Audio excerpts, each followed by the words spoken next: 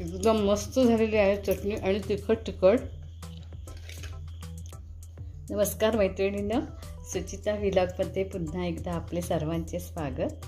आज आपण पाहणार आहोत सुक्या खोबऱ्याच्या वाटीपासून चटणी कशी तयार करायची। आपण लाल चटणी तयार करणार आहोत।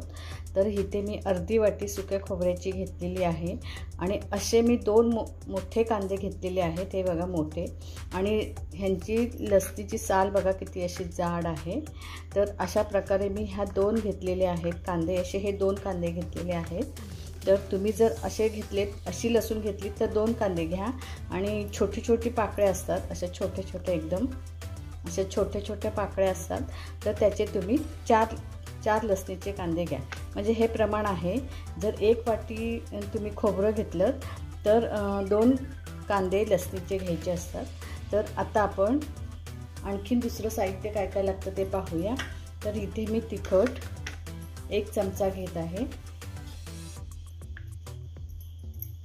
हे कच्चं तिखट आहे, हे कच्चं तिखट आहे, कलरचं तिखट आहे। तर मी तिथे 1 चमचा आणि अर्धा चमचा घेत आहे। आणि चमचा हा बघा, हा चमचा मी वापरलेला आहे। एकच चमच्याचं प्रमाण मी तुम्हाला दाखवते। आणि आता मीठ बघूया।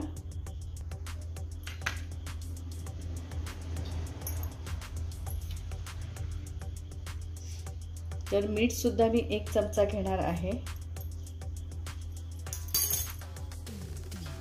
आता आपण हे खोबरं किसून घेऊया आणि ते नॉर्मल भाजून घ्यायचं आहे, कारण का आपली ही पावसाचे दिवस आहेत आणि चटणी केली की थोड्या वेळाने म्हणजे 2-3 दिवसांनी बुरशी येते, तसं व्हायला नको म्हणून आपण हे खोबरं किसून थोडंसं नॉर्मल भाजून घ्यायचं आहे। तर मी हे किसून घेते।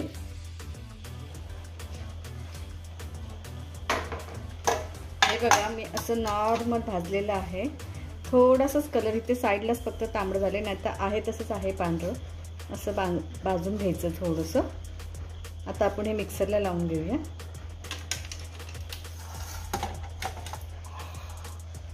तर पहिली लसूण, नंतर हे तिखट,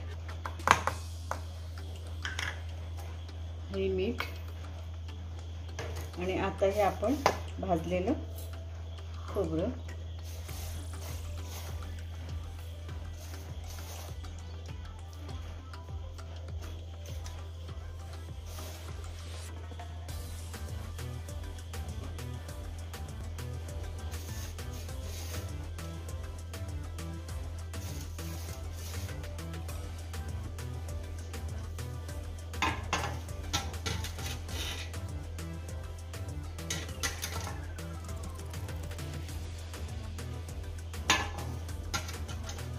आता आपण हे ऑन ऑफ करून मिक्सरला लावून घेऊया। मिक्सरला लावून घेऊया।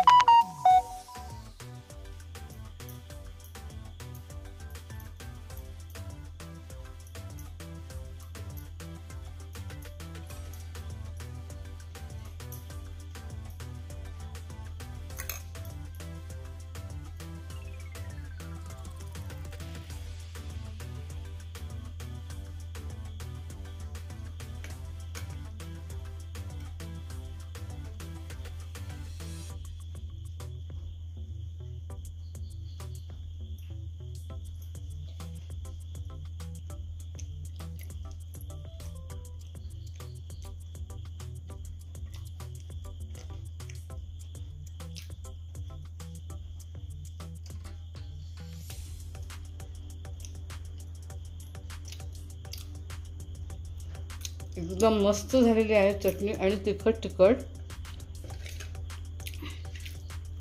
चला, तर तुम्हाला माझा हा व्हिडिओ आवडला असेल चटणीचा तर मला लाईक करा, शेअर करा आणि सबस्क्राईब करा.